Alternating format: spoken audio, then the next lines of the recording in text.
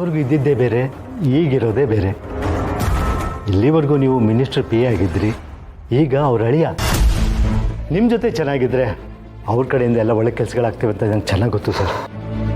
ನೀವು ಆ ಥರ ಯೋಚನೆ ಮಾಡ್ತಿದ್ದೀರಾ? ನಾನು ಅವತ್ತಿಗೂ ಯಜಮಾನ್ರ ಪಿ ಎನೇ, ಇವತ್ತಿಗೂ ಯಜಮಾನ್ರ ಪಿ ಎನೇ. ಸುಮ್ಮನೆ ಸಂಬಂಧಗಳು ನೆಪ ಮಾಡಿಕೊಂಡು ಅವ್ರ ವಿಶ್ವಾಸನ ದುರುಪಯೋಗ ಪಡಿಸ್ಕೊಳ್ಳೋಕೆ ನಂಗೆ ಇಷ್ಟ ಇಲ್ಲ. ಏನು ಸರ್ ನೀವೇ ಹೀಗೆ ಹೇಳಿದ್ರೆ? ನೀವು ನನ್ನ ಪರವಾಗಿ ಒಂದು ಮಾತು ಹೇಳಿದ್ರೆ. ಹೇಳಿದ್ನಲ್ಲ ಸರ್, ಯಜಮಾನ್ರೆ ನನಗೆ ದೇವ್ರಿದ್ದಂಗೆ. ಅವ್ರಿಗೆ ಹಿಡಿಸದೇ ಇರೋಂಥ ಕೆಲಸ ಅಥವಾ ಅವ್ರ ಹೆಸರಿಗೆ ಕಳಂಕ ತರೋವಂಥ ಕೆಲಸ ನಾನು ಯಾವತ್ತಿಗೂ ಮಾಡಲ್ಲ. ದಯವಿಟ್ಟು ಕ್ಷಮಿಸ್ಬಿಡಿ. ತಗೊಳ್ಳಿ, ನಿಮ್ಮ ಸೆಕ್ರೆಟರಿ ಕೊಟ್ಬಿಡಿ. ಸರ್ ತಗೊಳ್ಳಿ ಸರ್, ಪ್ಲೀಸ್ ಹೊರಡಿ.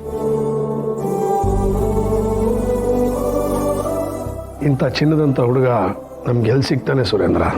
ಸಿಗೋಕ್ಕೆ ಸಾಧ್ಯನೇ ಇಲ್ಲ ಅಣ್ಣ. ಯಾಕಂದರೆ ಈಗಾಗಲೇ ಮನೆ ಮಗನಾಗಿ ಸಿಕ್ಕಾಗಿದೆ.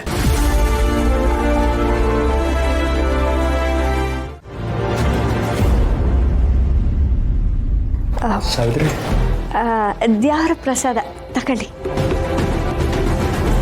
ದೇವ್ರ ಪ್ರಸಾದನ? ಅದು ಅಮ್ಮವರು ದೇವಸ್ಥಾನಕ್ಕೆ ಹೋಗಿದ್ರಲ್ಲ, ಅವರು ಅಲ್ಲಿಂದ ತಗೊಂಡ್ಬಂದ್ರು. ನಾನು ನಿಮಗೋಸ್ಕರ ತಗೊಂಡು ಬಂದೆ.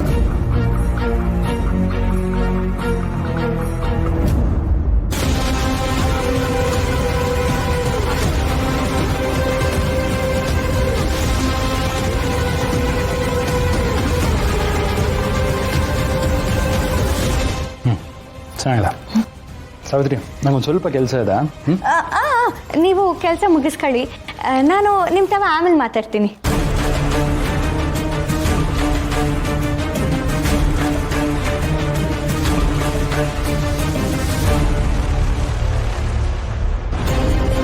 ಈ ಮದನ್ಗೆ ಇವಳು ಯಾಕೆ ಈ ರೀತಿ ಸೇವೆ ಮಾಡ್ತಿದ್ದಾಳೆ? ಮೊದಲೇ ಇವನ್ ಸರಿ ಇಲ್ಲ. ಪಾಪ ಈ ಹುಡುಗಿ ನೋಡಿದ್ರೆ ಹಳ್ಳಿಯಿಂದ ಬಂದಿರೋಳು, ತುಂಬ ಮುಗ್ದೆ ಬೇರೆ. ಇವನ್ ಕೆಟ್ಟ ದೃಷ್ಟಿ ಏನಾದರೂ ಈ ಹುಡುಗಿ ಮೇಲೆ ಬಿದ್ದುಬಿಟ್ರೆ ಛೆ, ಈ ರೀತಿ ಆಗಬಾರ್ದು. ನನಗನ್ನಿಸ್ತಿತ್ತು, ಎಂಥ ಕಷ್ಟದಲ್ಲೂ ಯಾವುದೋ ಒಂದು ಶಕ್ತಿ ನನ್ನ ಜೊತೆ ಇದೆ ಅಂತ ನನಗೆ ಯಾವಾಗಲೂ ಅನ್ನಿಸ್ತಾ ಇತ್ತು. ಅದು ನೀನೇ ಅಮ್ಮ, ಅದು ನೀನೇ. ನನ್ನ ನೋಡಕ್ಕೆ ಆಗ ಬಂದಿಲ್ಲ. ನನ್ನ ನೋಡಕ್ಕೆ ಯಾಕಮ್ಮ ಬಂದಿಲ್ಲ? ನಾನು ನಿನಗೋಸ್ಕರ ಕಾಯ್ತಾ ಇದ್ದೀನಿ. ನಾನು ನೋಡೋದಕ್ಕೆ ಕಾಯ್ತಾ ಇದ್ದೀನಮ್ಮ. ನಾನು ಆದಷ್ಟು ಬೇಗ ನೋಡಬೇಕು.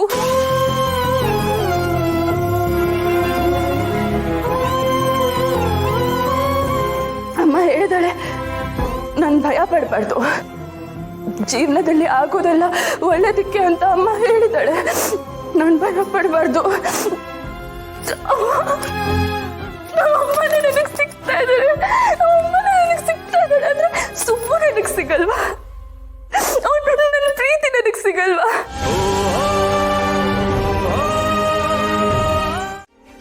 ಸುಬ್ಬು ನಾನು ನಿಮ್ಗೊಂದು ವಿಷಯ ಹೇಳ್ಬೇಕು, ಒಂದು ಸಂತೋಷದ ವಿಷಯ. ಸುಮ್ಮನಿರಿ ಮೇಡಮ್, ಮುಟ್ಬೇಡಿ, ನನ್ನ ದೂರ ಇರಿ ನೀವು.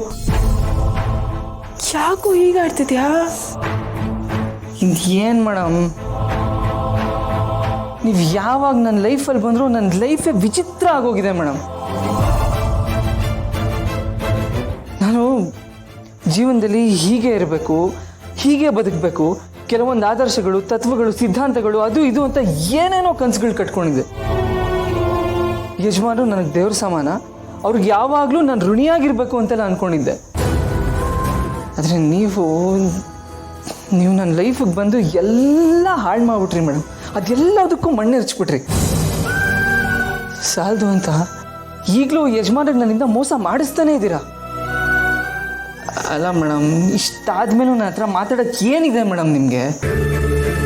ಅಲ್ಲ ಮೇಡಮ್, ನಿಮಗಲ್ಲ, ಇದನ್ನು ಯಾರಾದರೂ ಬೇರೆಯವ್ರ ಹತ್ರ ಬಿಡಿ, ಮನುಷ್ಯರನ್ನ ಬಿಟ್ಟುಬಿಡಿ.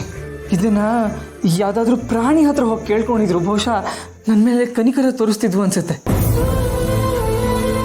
ಆದರೆ ನಿಮಗೆ ಒಂಚೂರು ಅರ್ಥನೇ ಆಗ್ತಾಯಿಲ್ಲ ಮೇಡಮ್. ಒತ್ತಾಡ್ತಾ ಇದ್ದೀನಿ ಮೇಡಮ್, ಪ್ರತಿದಿನ ಪ್ರತಿ ಕ್ಷಣ ವಿಲ ವಿಲ ಅಂತ ಒದ್ದಾಡ್ತಾ ಇದ್ದೀನಿ. ಯಜಮಾನ್ರು ನನ್ನ ಅಳಿಯ ಅಂತ ಅಂದಾಗ, ಇನ್ಯಾರೋ ಯಜಮಾನ್ರು ಅಳಿಯ ಅಂತ ನನ್ನ ಅನ್ಕೊಂಡಾಗ ಎಲ್ರಿಗೂ ಮೋಸ ಮಾಡ್ತಿದ್ದೀನಿ ಅಂತ ನನಗೆ ನಾನೇ ಬೈಕೊಂಡು ಹಿಂಸೆ ಅನುಭವಿಸ್ತಾ ಇದ್ದೀನಿ ಮೇಡಮ್. ನಿಮ್ಗೆ ಇದು ಅರ್ಥನೇ ಆಗಲ್ಲ ಮೇಡಮ್, ಅರ್ಥನೇ ಆಗಲ್ಲ ನಿಮಗೆ.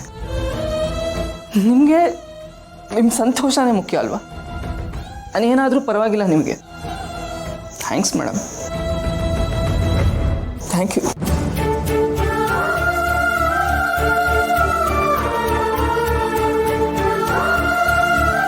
ಯಾಕೆ ಹೀಗೆಲ್ಲ ಮಾತಾಡ್ತಿದ್ಯಾ ಸುಬ್ಬು?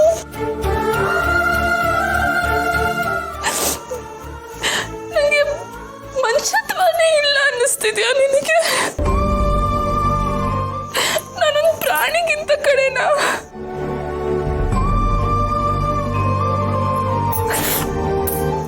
ನಿನ್ ಮನ್ಸಲ್ಲಿ ಏನಿದೆ ಅಂತ ನನಗೆ ಗೊತ್ತಾಗ್ತಾ ಇಲ್ಲ.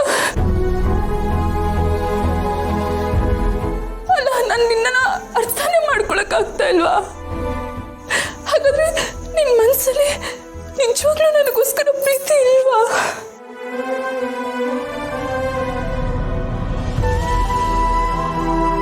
ನಿನ್ ಮನ್ಸಲ್ಲಿ ಪ್ರೀತಿ ಇದ್ದಿದ್ರೆ ನೀನು ಈ ಮದುವೆ ಖುಷಿಯಾಗಿ ಒಪ್ಕೋತಾ ಇದ್ದ.